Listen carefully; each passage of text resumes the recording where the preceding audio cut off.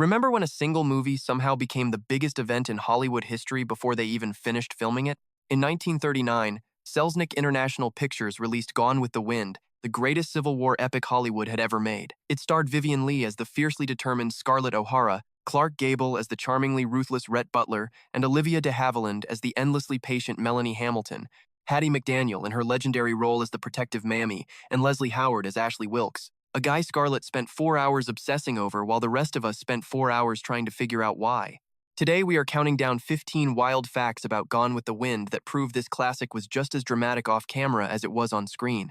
Stick around for number 1 because history was made at the biggest award show in Hollywood, and the industry somehow managed to make it shameful at the same time. Before we get into it, hit that like button and subscribe. It really helps the algorithm show this to more classic film fans who might want to see it. Ready? If not, well, frankly, my dear, I don't give a damn. Let's head to Georgia. Number 15. They set half of Hollywood on fire before they even cast their lead. Production kicked off on December 10th, 1938, with the burning of Atlanta, one of the biggest and most expensive sequences in the entire movie. Scarlett O'Hara, the character in the middle of all that chaos, had not even been cast yet. Rhett Butler was already locked down. Clark Gable was signed, sealed, and far too expensive to put anywhere near a real-life inferno. So stunt legend Yakima Canutt stepped in to play his body double. The leading lady was a different story entirely. That meant the most pivotal scene in the movie went ahead with a stand-in running through actual flames where the main character should have been. Those flames were real. Selznick torched 20 years of old movie sets on the 40-acre backlot, including the Great Wall built for the 1927 film King of Kings, later used in King Kong. Flames shot up an estimated 500 feet. Culver City residents flooded phone lines, convinced the entire studio was actually burning down. Honestly, looking at that sky, they had every reason to be terrified. But behind the scenes, the whole operation was actually highly controlled. Gas pipes and valves let the crew adjust the flames, while fire trucks with water cannons stood by the whole time. And the whole thing worked beautifully. Selznick literally wiped out pieces of early film history, shot it all without a leading lady signed, and walked away with one of the most iconic sequences ever filmed. Number 14. Too British, too determined, and too good to ignore. David O. Selznick auditioned over 1,400 women for the role of Scarlett O'Hara. The search dragged on for months. It cost roughly $100,000 and sparked so much press that it became the most famous casting search ever. The entire country watched the search unfold. Vivien Leigh was watching too, and she had already decided that the part belonged to her. The industry consensus was loud and clear. No British actress was going to play a Southern belle, and that was final. But Leigh was connected to the brother of David Selznick, Myron, through his talent agency, giving her a foot in the door, even if nobody was ready to let her in just yet. So she traveled to Hollywood, where Laurence Olivier was already filming Wuthering Heights, got ready, and waited for her shot. And when Myron walked her onto the fiery Atlanta set and introduced her to David, saying, "Meet your Scarlett O'Hara," it felt less like a discovery and more like destiny. The woman everyone said was too British to play a Southern belle went on to deliver one of the most famous performances ever captured on film. Number 13. Katharine Hepburn walked in totally confident and walked out humiliated. Katharine Hepburn did not audition for Scarlett O'Hara. She flat out declared she was Scarlett O'Hara. She lobbied Selznick directly and recruited director George Cukor, who was firmly in her corner, and eventually walked right up to the producer and announced that she was Scarlett O'Hara, and the role was practically written for her. Selznick just looked her over and replied that he could not imagine Rhett Butler chasing her for 12 years. He had 2 major issues with her, and he was not shy about either of them. The first was purely business. By 1938, theater owners had officially labeled Hepburn box office poison after a string of massive flops. Selznick was already pouring millions into the most expensive production of his entire career. Casting a star the industry had publicly written off was a massive gamble he had zero interest in taking. And the second problem was even harder to argue with. Selznick felt Hepburn simply lacked the irresistible magnetism that would make a man like Rhett Butler completely lose his mind over a woman for more than 10 years. She had the fire, maybe too much of it, but that wasn't what Selznick wanted. He offered her a screen test to prove him wrong, but she turned him down flat. Hepburn walked in acting like she already had the part, refused the only chance to prove it on camera, and walked out with a parting shot she would hear about for the rest of her life. Number 12. The King of Hollywood almost quit over 4 seconds of tears. Clark Gable had spent his entire career avoiding showing any tears on camera. When the script for Gone with the Wind forced Rhett Butler to break down after Scarlett had a miscarriage, a word, by the way, that the Hays Code banned from the dialogue entirely, they had to call it an accident instead. She says, "It is because I am going to have a baby." Well, cheer up. Maybe you will have an accident. Then comes a scream. Gable put his foot down immediately. There was absolutely no way. Selznick made the pitch, Fleming backed him up, and de Havilland talked Gable down personally, telling him directly, "You can do it, I know you can." The ultimate solution was a compromise. They shot the scene two ways, one with Gable showing real emotion, and another with his back to the camera, keeping his tough guy image intact. They got both takes. Nobody walked off the set, and filming kept moving forward. Gable watched the playback and admitted Selznick was right. The crying version was just better. Think about it. He almost abandoned the biggest movie in Hollywood history over 4 seconds of tears. Yet, one look at the tape changed his mind completely. The scene stayed, and so did he. Number 11, the movie's most romantic moment was flagged as a crime. That staircase shot is easily one of the most famous images in cinema history. Rhett grabs Scarlett, sweeps her into his arms, and carries her up the stairs as the music swells and we fade to black. The chief censor, Joseph Breen, saw it differently. He officially labeled the classic moment as husbandly rape. Under the strict rules of the Hays Code, any on-screen sexual violence was totally banned. Breen fought the scene since 1937, 2 years before release. It only survived because Selznick kept the actual act off camera. Rhett carries her through the door, the screen fades to black, and that sneaky edit gave them enough cover. Ironically, most people actually considered Breen pretty lenient. He once explained that his censorship board was not just one man calling the shots, it represented a collective judgment. Still, the implication remained. The next morning, we see Scarlett waking up looking very satisfied. The movie plays this off casually, as if the censors had not spent 2 straight years fighting over what really happened in that bedroom. People debating the movie back in 1939 and audiences today are basically having the exact same argument. It has been 85 years, and there is still no consensus in sight. Number 10, the same movie, but wildly different paychecks. Vivien Leigh was on screen for roughly 61% of the 4-hour epic, working about 125 days. Her total pay for carrying that massive film on her shoulders was $25,000, roughly $200 a day. Clark Gable was only in 30% of it, worked 71 days, and took home $120,000, about $1,690 a day. The math is brutal. Gable was the undisputed king of Hollywood, the biggest star on the planet. His usual studio rate was $4,000 a week, and Selznick wanted him badly enough to pay up. Leigh, on the other hand, had just beaten out every major actress in town for the gig. But the studio bosses didn't think she was some genius. They just saw her as a lucky British newcomer. That attitude stripped away all her leverage. Selznick locked her into a tight 7-year deal alongside that $25,000. Gable made way more money for doing less than half the work. Leigh got a fraction of that for doing the heavy lifting. Back in 1939, Hollywood didn't blink an eye at this kind of double standard. Gable was a proven box office draw, and Leigh was expected to just be happy she got hired. Number 9, the cast hated the roles, and the author despised the movie itself. Leslie Howard was 46 years old, playing a guy who was supposed to be in his early 20s. He openly trashed the role, calling the character a dreadful milksop. He hadn't read the book, hated the part, and only signed on because Selznick offered him a producing credit on a project he actually cared about. The second his scenes wrapped, he bolted to England, completely skipping the massive Atlanta premiere. Clark Gable's doubts ran way deeper than just that crying scene he didn't want to be Rhett Butler. Expectations were so crazy high, he figured there was no way he'd come out on top.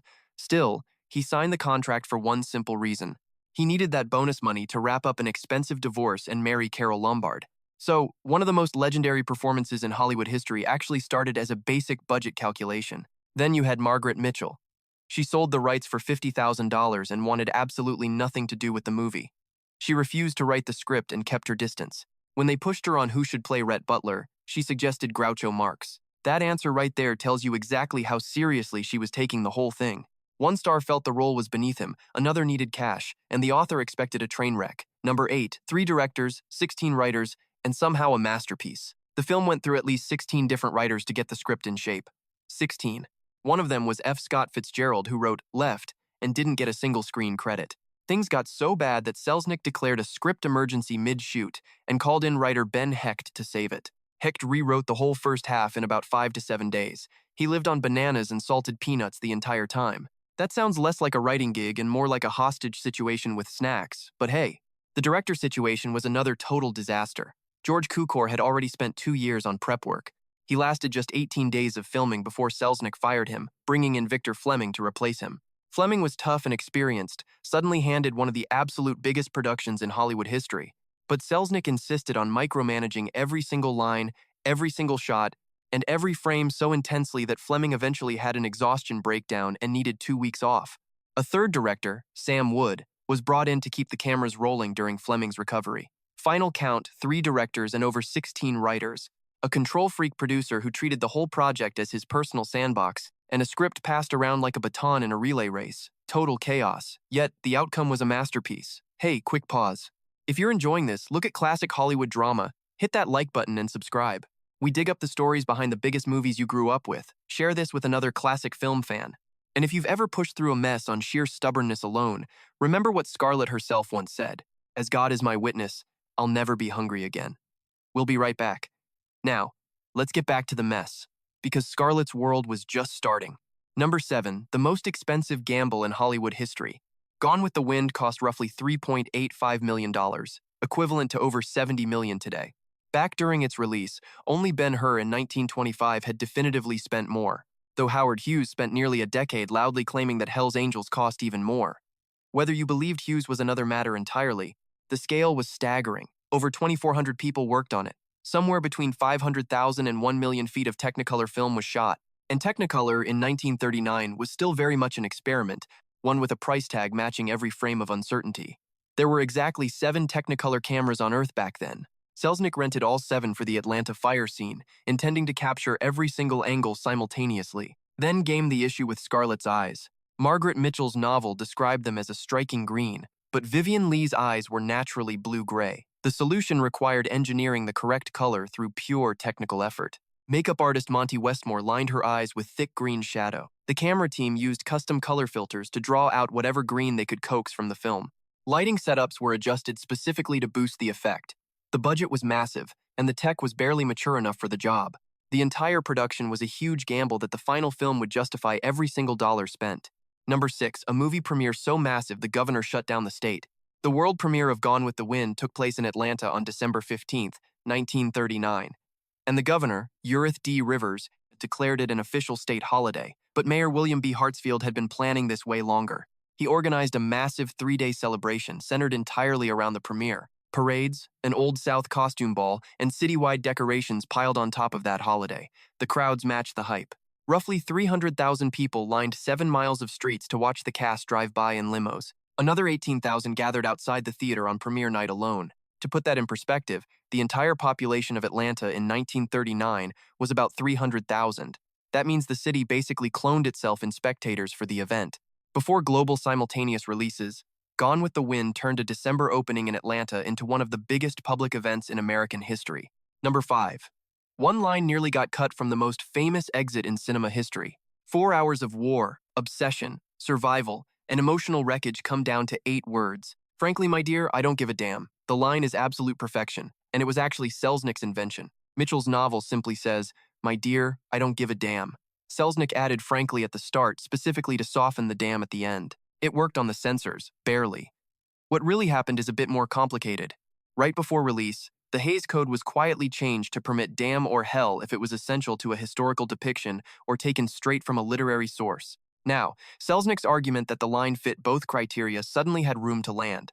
The scene itself was shot on June 10, 1939, during principal photography. This was never some last-minute addition or a post-production fix. It was always there, always intentional, and constantly fought over. That $5,000 fine is the part of the story everyone still repeats. Historians doubt the fine was ever actually paid, given the timing of that code change, but Selznick leaned hard into the controversy anyway. Outrage built massive publicity, and that publicity, well, it sold tickets. So the line stayed in the movie, exactly as written. Number 4. Rhett Butler's breath was the real villain of this love story. The romance of Scarlett O'Hara and Rhett Butler is one of cinema's most celebrated, but behind the scenes, Vivien Leigh spent most of her time trying to get through those kissing scenes as fast as humanly possible. Back in 1933, 6 years before filming, Gable developed terrible gum disease that forced dentists to pull almost all his teeth. By the time he was playing Rhett Butler, he had been wearing dentures for years. Terrible bad breath was the direct result. He was also a heavy smoker, which clung to his dentures and made things pretty terrible. Privately, Leigh did not romanticize any of this. Her exact words were that kissing Clark Gable in Gone with the Wind was not exciting because his dentures smelled terrible. That completely changes those romantic close-ups with the swelling orchestral music.